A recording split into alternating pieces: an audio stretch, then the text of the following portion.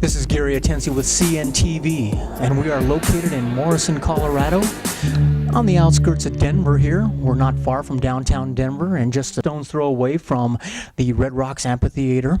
I'm here with the founder of the Colorado Haunted History Tours. Joel, basically this is something that has started with you some time ago. Your interest in the strange and paranormal began with you taking basically a photography class on ghosts. Tell me how that got started. Well, a friend of mine from out of town was showing me some ghost photography that he took in Gettysburg, Pennsylvania, and that really sparked my interest. And he was wondering if there's a place out here to, investigate that sort of thing. So we took a ghost photography class from a couple who was actually operating the tours prior to me doing the tours here.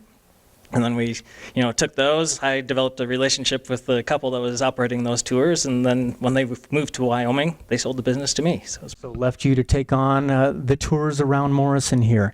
Tell me, because I know this isn't your typical, this is this building kind of tour. Tell me about how your tours go. Well, the tours are about an hour and a half. It's about a half mile of walking, and then I tell a lot of the history of the town, tell about a lot of the people that used to live here, their interesting history, and then some of the things that go on in a lot of the buildings as far as the hauntings that people that live around here or, work in some of the businesses, things that they've... Absolutely. I mean, Morrison has kind of a cool feel to it to begin with. Was Morrison your first choice when you decided to break off into this? Oh yeah, Morrison was a great place. Just the history of it, being a historic district, all the buildings are still historic, still really old, and definitely keen to a lot of paranormal activity. What age group are we looking at here? I mean, how young can you accommodate and up to what age? I would say probably 8 years old is probably the youngest that would really get into it, maybe 7, and then all the way up to however old you want to be to take the tour. However you can handle it. Yeah. It's a walking tour, so it's a half mile of walking with about 10 stops during the tour. Okay, so you're actually right there in the midst of it all, and you're not looking through a windshield. You're actually right in the middle of it all. Let me ask you, anything in the past couple of years you've done, anything unusual happen? Oh yeah, there's a few spots that we stopped at where, we've experienced aromas that people have always talked about, occurring with spiritual activity. One certain place, we would have the aroma of a very sweet smelling tobacco arriving from that location from time to time. In fact, here where we're doing this interview, out back here, there's a spot where a woman is said to have passed away during the night. And we've encountered interesting photographs taken at that location by people, as well as the aroma of a very sweet-smelling perfume emanating from that location as well. I must admit, I actually had a scent of that as I walked in here. And me and the camera person looked at each other and said, what in the world is that? When you're walking around on the tours here, it takes about an hour and a half. Do you do these tours year-round? I actually do the tours year-round. Obviously the busiest time is October, but I do the tours year-round, usually on weekends, just as interest occurs. Sure. So. Absolutely. So you've got some set times that you can set up for, but people could put in requests, let's say, if they had a group or maybe a corporate wants to come through or something like that? Yeah, if somebody has a group of 5 or more, I will definitely try and accommodate them to schedule really just about any time that they want to do a tour. Fantastic. That sounds great. You guys basically have a Facebook right now, so anybody who's gone on the tours can kind of go become a fan there. I know you guys have a couple thousand already, and so people can go on there and kind of talk back and forth about different experiences.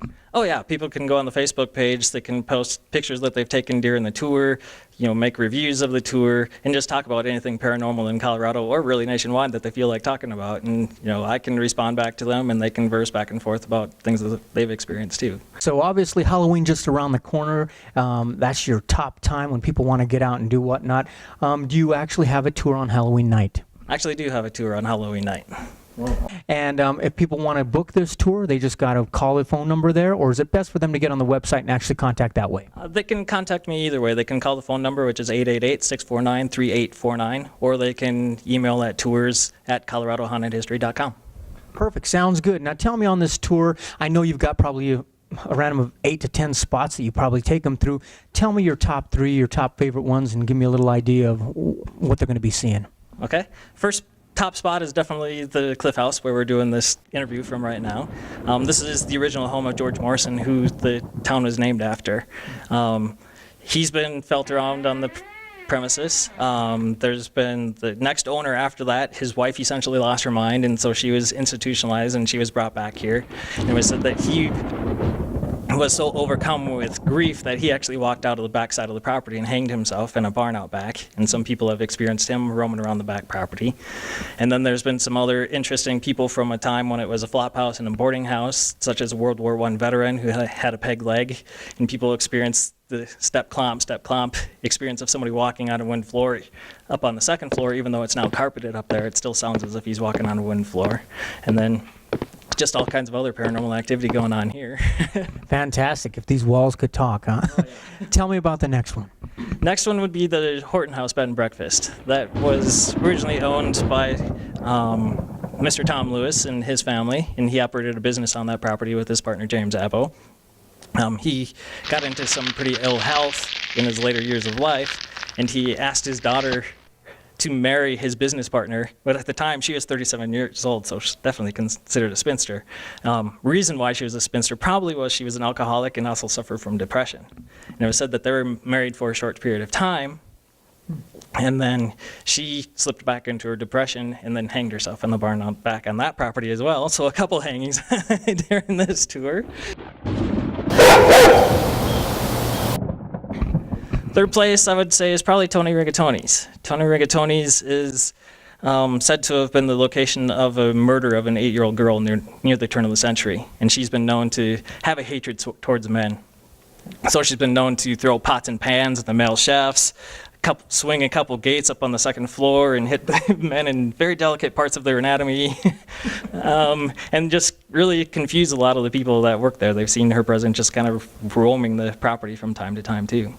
Fantastic. I mean, it seems like you're to be a historian and know about all these details, what makes it very fascinating, because I drive by this place and not even know any different, which is great. And obviously you've been interviewed. I believe there's a couple books out there and people have used a few of your stories. Tell me about that. Well, I'm in a book called Weird Colorado, which is a series of books that's spread throughout the country. They've got the Weird US, they've got Weird New Jersey, what have you. And for the Weird Colorado book, I was interviewed for that one, and you've got a couple pages about the tour and some of the stories that are published in that book. And then I've been interviewed by Peter Boyles and interviewed by other people around town too. Absolutely. And folks, that's what basically brought us down here, CNTV, because we basically, this time of the month, we were looking for something quite interesting and eerie and possibly a little paranormal. And basically, this is the place to come check out. As you see at the bottom of the screen right there is the phone number, as well as the website. You can look them up. They have scheduled tour dates year-round, which is great. But you can also get a group together, and we'll see if he can accommodate you. But this isn't your typical check out this house tour. You're actually walking through the tour. You're going to get to see some of these homes here. And you're basically going to experience a little bit of that feeling going on, which is fantastic. Your guide here knows quite a bit about the history of each one of the locations, and it's going to be pretty neat. Since the minute he told me that this place was one of the places, I've started getting a little leery, which is great. So folks, make sure and come on out, take a look. Call him up, and he will show you that Colorado, Strange Colorado, is a place here in Morrison, Colorado, just a stone's throw away from Red Rocks. Don't bring the small kids with you, but load up the family. They're going to have a fun-filled, entertaining night, and it takes about an hour and a half, so come out and check him out. That is the Colorado Haunted History Tours with Joel as your guide, and this is Gary Atencio with CNTV. And if you don't know, now you know.